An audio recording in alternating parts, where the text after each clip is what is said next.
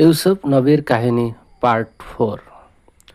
যেতিয়া আজিজৰ পত্নীৰ কাণত সেই মহিলাসকলৰ কটাক্ষ আৰু ভৰ্ৎসনাৰ কথা আহি পালে, তেতিয়া তাই সেই মহিলাসকলক মাতি পঠিয়ালে, যাতে সিহঁতে ইউসুফক নিজ চকুৰে চাব পাৰে, আৰু তাই কিহৰ কাৰণে বাধ্য হৈছিল সেই কথা যাতে সিহঁতে বুজি পায়। তাই সিহঁতৰ বাবে বহাৰ সুযোগ কৰি দিলে, য'ত বিচনা আৰু গাৰু থৈ দিয়া আছিল। প্ৰত্যেককে ফল মূল কাটি খাবলৈ প্ৰদান কৰিলে, একোটাই চুৰি কটাৰী। ইপিনে ইউসুফক ক'লে, এওঁলোকৰ সন্মুখলৈ ওলাই আহা। এতেকে এওঁলোকে যেতিয়া ইউসুফক দেখিলে বহুত প্ৰভাৱিত হ'ল। তেওঁৰ সৌন্দৰ্য দেখি তেওঁলোক কিং কৰ্তব্য বিমূঢ় হ'ল। তেওঁৰ সৌন্দৰ্যত প্ৰভাৱিত হৈ তেওঁলোকৰ এনেকৈ তৎ নাইকিয়া হ'ল যে ফল মূল কাটিবলৈ দিয়া চুৰিৰে তেওঁলোকে নিজৰেই হাত কাটিলে আৰু কৈ উঠিল, আল্লাহ পবিত্ৰ, এই ল'ৰাটো মানৱ নহয়। এনেকুৱা সৌন্দৰ্য মানুহৰ মাজত পৰিলক্ষিত হোৱা নাই। এওঁ হয়তো কোনোবা সন্মানিত ফিৰিষ্টা। জুলেখাই সিহঁতৰ অৱস্থা দেখি ক'লে, এইজনেই সেই যুৱক যাৰ প্ৰেমত পৰাৰ কাৰণে তেওঁলোকে মোক ভৰ্ৎসনা কৰিছিল। ময়ে তেওঁক বিচাৰিছিলোঁ আৰু তাক জালত পেলাবলৈ চক্ৰান্ত ৰচিছিলোঁ। তথাপিও সি ৰক্ষা পৰিল। এতেকে ভৱিষ্যতেও যদি সি মোৰ ইচ্ছা পূৰণ নকৰে, তেন্তে সি অৱশ্য কাৰাগাৰ খাটিব লাগিব আৰু অপমান সহ্য কৰিব লাগিব। ইউসুফ আলাইহিছসালামে নিজ প্ৰতিপালকৰ ওচৰত প্ৰাৰ্থনা কৰি ক'লে, হে মোৰ প্ৰতিপালক, সিহঁতে ধমকি দিয়া কাৰাগাৰেই মোৰ ওচৰত সেই নিকৃষ্ট কৰ্মতকৈ প্ৰিয়, যি কৰ্ম কৰিবলৈ এই নাৰীসকলে মোক আহ্বান কৰি আছে। যদি তুমি মোক ইহঁতৰ চক্ৰান্তৰ পৰা ৰক্ষা নকৰা, তেন্তে মই এই চক্ৰান্তৰ বলি হ'ব পাৰোঁ। এতেকে যদি মই ইহঁতৰ চক্ৰান্তৰ বলি হওঁ আৰু ইহঁতৰ কথা মানি লওঁ, তেন্তে মই দেখোন অজ্ঞসকলৰ অন্তৰ্ভুক্ত হৈ যাম। ফলত আল্লাহে তেওঁৰ প্ৰাৰ্থনা কবুল কৰিলে আৰু তেওঁক আজিজৰ পত্নীৰ কুটকৌশল আৰু চহৰৰ নাৰীসকলৰ চক্ৰান্তৰ পৰা ৰক্ষা কৰিলে। নিশ্চয় আল্লাহ পবিত্ৰ আৰু সুউচ্চ। তেওঁ ইউসুফ তথা প্ৰত্যেক প্ৰাৰ্থনাকাৰীৰ প্ৰাৰ্থনা শ্ৰৱণকাৰী।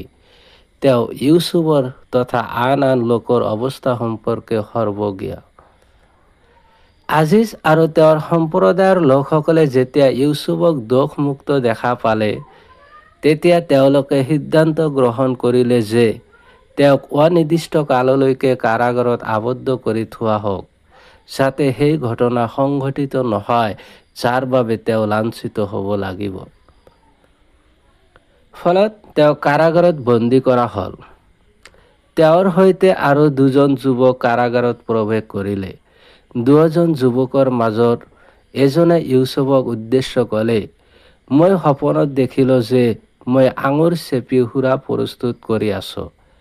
আৰু দ্বিতীয়জনে ক'লে, মই দেখিছোঁ মই মোৰ মূৰৰ ওপৰত ৰুটি বহন কৰি আছোঁ আৰু চৰাইয়ে সেই ৰুটি খাই আছে। হে ইউসুফ, আপুনি আমাক আমাৰ এই সপোনৰ ব্যাখ্যা কওকচোন।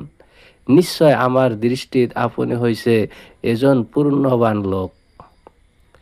ইউসুফ আলাইহিছসালামে ক'লে, শুনা, ৰজা তথা কৰ্তৃপক্ষৰ ফালৰ পৰা তোমালোকৰ ওচৰলৈ পানাহাৰ অহাৰ পূৰ্বেই মই তোমালোকক দুয়োকে ইয়াৰ ব্যাখ্যা বৰ্ণনা কৰিম। এই দুয়োটা সপোনৰ ব্যাখ্যা মই জানো, যিটো মোৰ প্ৰতিপালকে মোক শিকাইছে।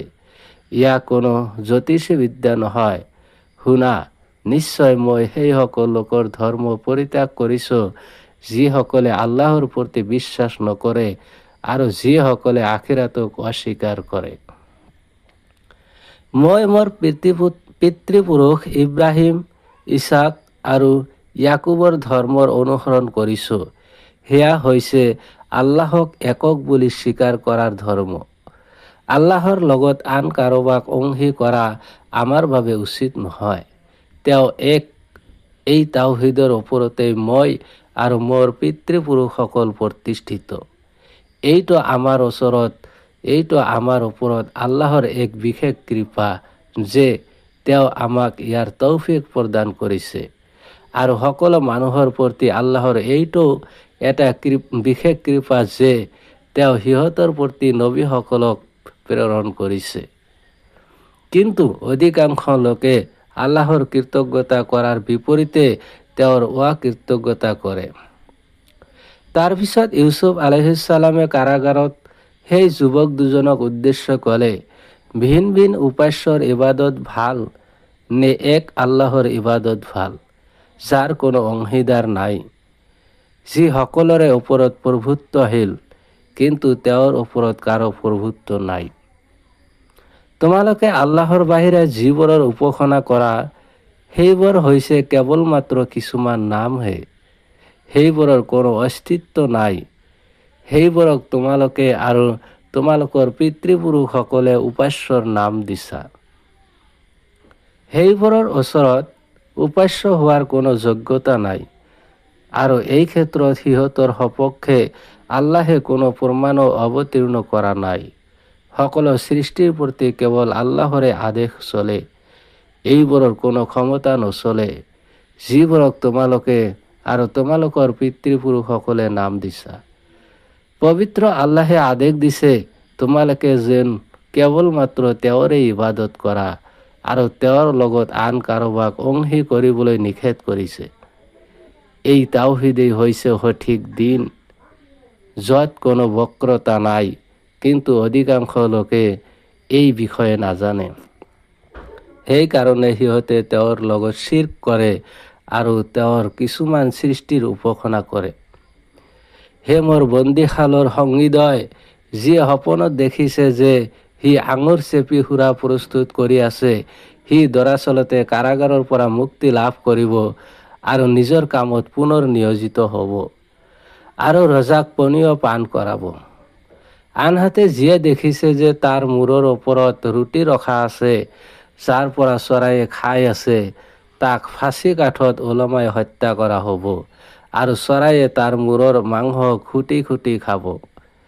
তোমালোকে যি বিষয় ব্যাখ্যা সুধিছা তাৰ সিদ্ধান্ত হৈ গৈছে, এতেকে এয়া নিশ্চিতভাৱে কাৰ্যকৰী হ'ব। ইউসুফে সিহঁতৰ দুজনৰ মাজৰ যিজনে মুক্তি লাভ কৰিব বুলি নিশ্চিত হৈছিল, সেইজন আছিল ৰজাক পানীয় পান কৰোৱা ব্যক্তি। তাক ক'লে, মোৰ বিষয়টো ৰজাৰ ওচৰত উল্লেখ কৰিবা, সম্ভৱতঃ তেওঁ মোক কাৰাগাৰৰ পৰা উলিয়াই নিব। কিন্তু শয়তানে সেই ব্যক্তিৰ স্মৃতিৰ পৰা ইউসুফৰ বিষয়ে উল্লেখ কৰাৰ কথা পাহৰাই দিলে, যাৰ ফলত ইউসুফ আৰু কেইবা বছৰ কাৰাগাৰত থাকিবলগীয়া হ'ল। ধন্যবাদ।